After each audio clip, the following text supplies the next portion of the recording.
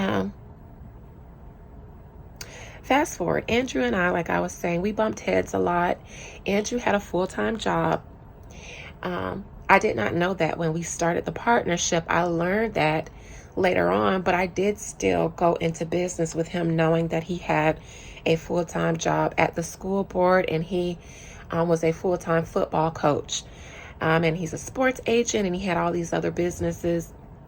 But he let us know because we started our business. It was official in May. And he let us know that the school year, it was about to end, and he was going to quit his job so that he can do us full time. And that is why I was so okay with going into business with somebody that had a full-time job, because my full-time job was real estate. And after I left my brokerage, my full-time job was this new business. And the same thing for Natasha. But our developer had other priorities. And so that created challenges in business, because in real estate, time is of the essence. That is a phrase that is even in our contracts. Deals happen all day. You get them and you can lose them because there's always another deal out there. And so time is of the essence. One of the first contracts that we had on the table, it was something that I brought to the table and we lost because we were not able to get a proposal to a client in a timely manner. And somebody else came along and purchased the plot of land that we were trying to acquire from them. And I kept having to go back and extend the wait time to get them a proposal, which is preliminary. It wasn't even a contract. The proposal is just to show them the plan, the numbers. If they like it, then we go into the contract phase. I would have liked a 48-hour turnaround on a proposal, but my developer, who is responsible for doing the proposals, was like, well, that's impossible because I got other shit going on. And I'm just like, okay, a week. But then a week turned into I need a little bit more time. When I had to go back and get an extension from the client, they weren't pleased that they had to wait. I wasn't pleased. I don't like that. I don't like keeping clients waiting, especially when we solicit them for an opportunity and then we tell them, okay, well, thank you for your interest in what I'm bringing to you, but now can you wait 2 or 3 weeks on us to get our shit together? And they're like, no, because my it's on the market, it's on sale. So if somebody else wants to come and buy it, I'm going to go with them. That's actually what happened. I even did juju to stop that sale of that property. And I wasn't able to stop the sale. What happened was, after I did the juju to make sure that the sale that they were already doing didn't go through so that we can get in, they start accepting backup offers. That was our window, because initially, once we didn't provide the proposal in enough time, they went ahead and took another offer, and then they went under contract. And I was stalking it for a while, hoping that the deal would fall through, because I did juju to make that deal fall through. It didn't fall through, but after maybe a week or two after my juju, I went on there to stalk it, and it said that it was accepting backup offers. That was the window. So I went back to my partners and I was like, all right, y'all, let's get this proposal. Well, we still didn't get it. I ended up getting cussed out by the agent. He threatened me. It turned out bad. That fell through because I still couldn't get a proposal in enough time, even after I went out of my way to do juju. So I was upset because this was our first transaction as a business, and it gave me a red flag. It gave me a premonition of how things might be in the future. In my mind, we need a 48-hour turnaround on a proposal because it's just a proposal. The numbers aren't even solid. They're negotiable at this point. It's just to let the client know what we're trying to offer.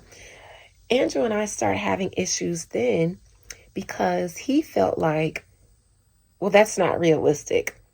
I'm the one writing the proposals and the contracts, and he's not an attorney. so he don't know how to write this stuff. And he needed time because he's also got a 9 to 5, and then afterwards he goes and does the football. He has other businesses. So he's telling me that it's not realistic to get a 48-hour turnaround on a contract. When I'm a realtor, I write contracts all day. But what it really was that per his schedule, he needed more time. And for me, I'm trying to be lenient. I'm going to work with you because I know that once the school year is over, you're going to quit your job and you're going to be doing this full time. And I'm going to try to tighten up that turnaround on proposals because it's not cool to wait 2 to 4 weeks, up to a month to get proposals.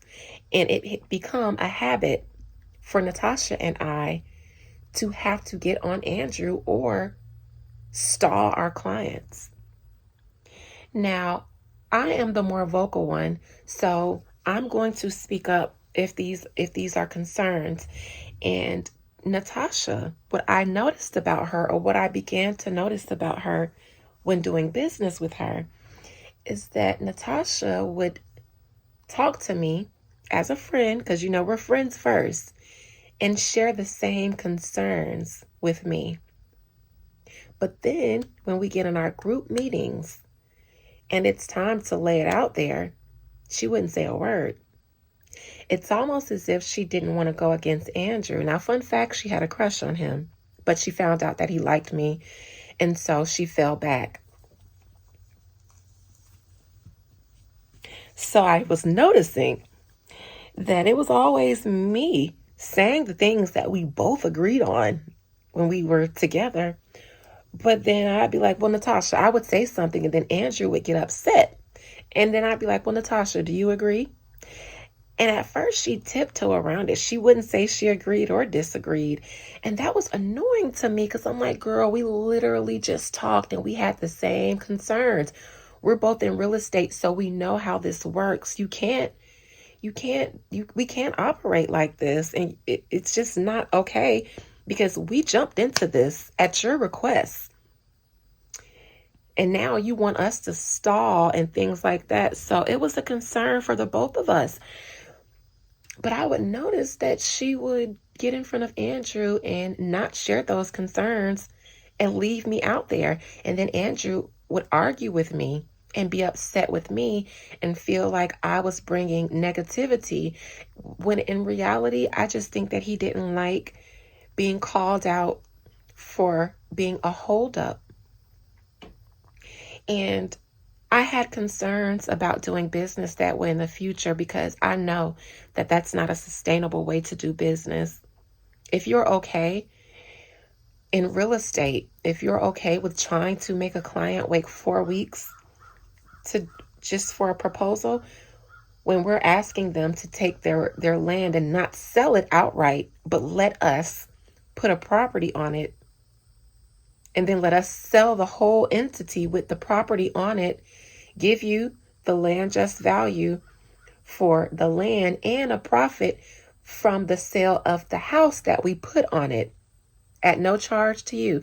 So it's literally saying if you have a half an acre that you're selling for 60 grand, give us 6 months, let us put our house on there, no cost to you. Let us sell it all. So your 60 grand piece of property is now worth, say we put a 3.2 on that piece of land and we sell it for 300,000. You're going to get your 60 grand back, and then we're going to give you another 30 grand. So you just made 90 grand from a piece of property that you were going to sell outright for 60 grand. That is how we were doing. And people were like, okay, we'll like that. But then we bring them in, ask us to get on board. They love it because now they're seeing double digits in profits. Now we're asking them to wait 4 weeks on us to get them proposals and things like that. Meanwhile, sometimes their house is on the market, or sometimes another developer who is paying for that outright will come. And now the people are like, okay, well, I can get 60 grand now, or more than 60 grand if they want to if they want to negotiate higher and make somebody bid on it. But we're asking you to, do us this big one and then you'll get your profit later on. We can't afford to stall on proposals. And that was always my concern. But my developer had other priorities.